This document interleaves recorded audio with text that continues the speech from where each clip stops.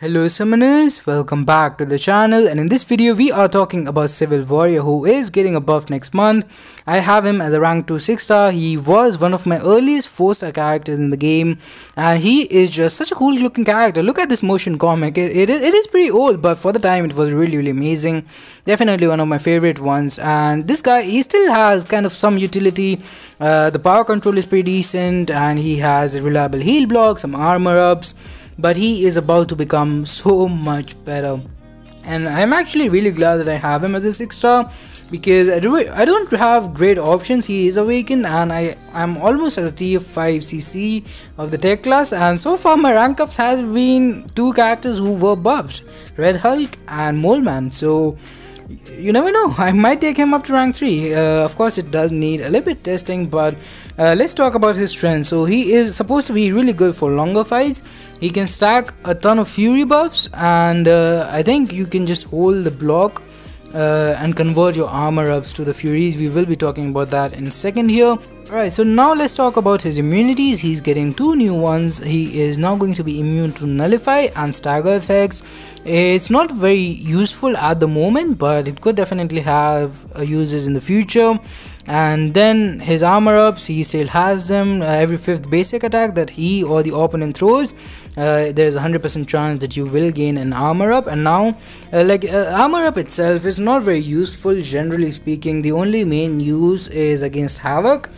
But the other thing is that if you dash back and hold block for 1.2 seconds, then you convert all armor ups into fury effects, each increasing your attack for 12 seconds.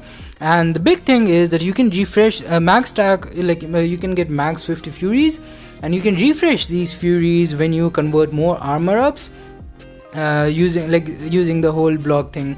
So in longer fights you can actually get a ton of furies. You can keep refreshing them. Again, getting armor ups is pretty simple. Like every 5 hits you get one. You can dash back and convert that into fury, keep refreshing them, and get pretty decent damage output out of him. There was a short period of time where we were able to access these characters. This was way back in January, when we had access to the 4 buffs of January, and then Hood and Civil Warrior buff, but it was very early stages, and things have been definitely changed since then. But his damage output is pretty respectable now, especially in longer fights like Labyrinth.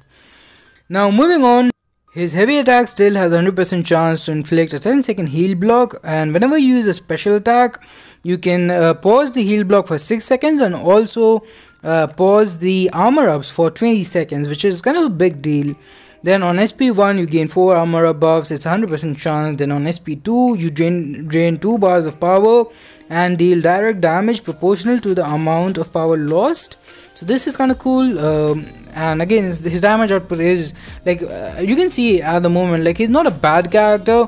Power control and heal block is definitely a nice combo, but the main thing that he's lacking is damage. His SP3 is now actually going to be pretty interesting, kind of like Psylocke and the Horseman thing, because first of all, the opponent will be passively power locked during the attack.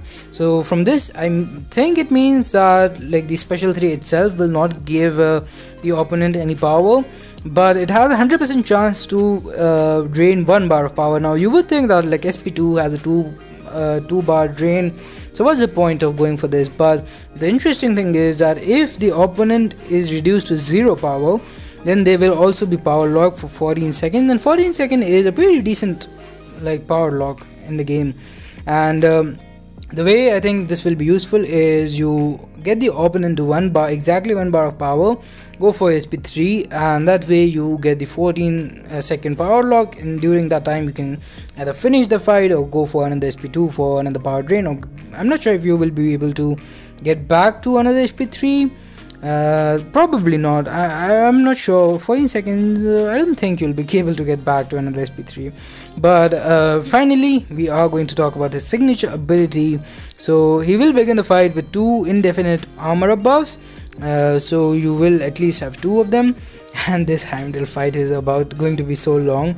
This is actually, it's a perfect showcase of why he really needed this buff, because at the moment his damage output is just really bad. He can get stuff done, but the damage output compared to the newer tech characters like Ghost, Guardian or Warlock or Guillotine 2099 is just not even comparable to those guys. But another part of his awakened ability is blocking during the opponent's special attack, inflicts them with passive weakness. So we've seen something similar in Immortal Abomination, I think, with the weakness, and that could be useful for a certain path in map 7, I believe. And this weakness will reduce the opponent's attack rating by 60%. So this should be like, this should make him pretty tanky, because although, like, to be fair, there are not that many scenarios where you are actually blocking character special attacks, but at the same time a 60% attack reduction is definitely nice. But that is pretty much it for all the changes that will be happening to this guy. And as you can see, he desperately needed this buff, and he is still a very cool looking character. He's very fun to play, very smooth animations, and I'm really glad that he is getting some love. So do let me know what you think about the Civil Warrior buff. By the way, the info on all the 4 buffs is out now. I will be making 2 more videos on Massacre and Hood. I already did make a video on pre-buff Angela gameplay, and I will not be talking about her buff, but I'm sure someone will make a video on that. Angela, she's definitely the best character at the moment of the 4. I would say Angela, then Massacre, then Hood, and then Civil Warrior is probably the worst. He needed it the most, like the buff. And then Hood, he has great utility still, I think, with his SP2 and his nullify thingy. I've seen people use him in endgame stuff like 6.2 champion boss and stuff like that against resistor nodes. But his damage output, I already have recorded the pre-buff gameplay, and his damage output is on the lower side for sure. Then Massacre, his damage is actually pretty decent even now.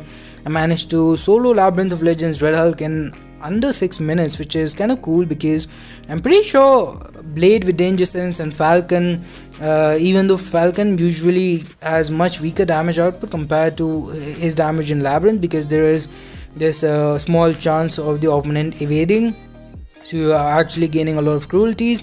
But even then, I think Massacre already has more damage in the right scenario than both of those characters. It's very hard to maintain though. It's like you have to play very aggressively, or otherwise you will just lose your ignited bat thing, which is kind of annoying, because in stuff like Alliance War, or where you can't always play very aggressively, where you have to keep the opponent's power meter in check, you have to bait longer special attacks, then that kind of aggressive gameplay is not always possible. But as you can see, this Heimdall is going down. Took so many hits, 150 something hits for a variant fight. That is a lot. So very small showcase against Havoc. This is basically one of his only endgame uses, and even then there are so many characters, so many better characters to counter Havoc, with more reliable armor up, with better power control, or just better damage output. But as you can see, like he can work, because he does have armor ups. You can always get more from the SP1, you can get the power control from the SP2, so he is a viable counter, like on the same level as Red Skull, I guess, as far as countering Havoc goes. But it's nothing too impressive, and I actually didn't even manage to solo this fight. So this video is about to be like, it will end kind of abruptly, because I pushed him to his SP3, and no one survives Havoc's SP3 unless maybe Gwenpool or someone with like Iceman with ice armor or something. But as you can see, like, he has some plasmas on us, we keep getting the armor up, we keep draining his power, so it could be done if you can keep his power meter in check. Then definitely, like, we didn't die from plasma detonation, which is arguably the most annoying thing about Havoc. But that is going to do it for this one. Thanks for watching, have a nice day, subscribe to the channel for more content. Again, all the other 2 buffs, I will be covering them as well, showcasing some pre-buff gameplay. And even other than that, I upload a Marvel Contest of Champions related video every single day without fail for the most part. But yeah, like the video, share with your alliance, subscribe, all the good stuff, and bye bye, stay safe, have a good one.